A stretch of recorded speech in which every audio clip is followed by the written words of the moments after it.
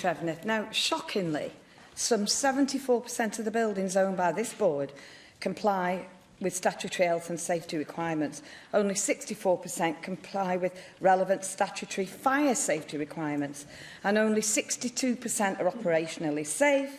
And that's a very worrying concern for my constituents and also patients across North Wales.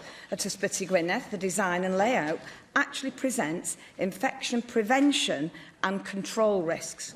The hospital that you directly support in Ysbyty Glan-Clwyd now has a maintenance backlog of £37 million, and Bryn Newydd in Llanfyddechan has a backlog of £27.7 million, and 70% of its occupied floor area recorded as not functionally suitable. And that particular hospital has some very, very vulnerable patients there. They deserve better.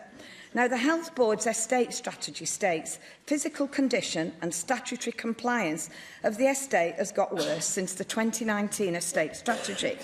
Now, whilst I'd like clarity as to what financial assistance you will be providing, this is simply not a good state of affairs for a health board that swings from one crisis or one scandalous story week by week.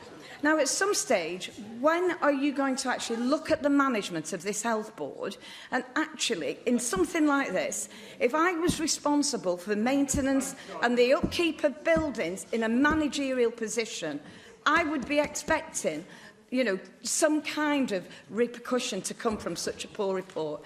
So what steps are you taking, Trefnydd, to make sure that my constituents and other patients across North Wales... I have been extremely generous, Jonathan Finch-Saunders, so just ask the question now. So what steps are you taking to ensure that my constituents and patients across North Wales can actually receive their medical treatment in safe facilities? Deal.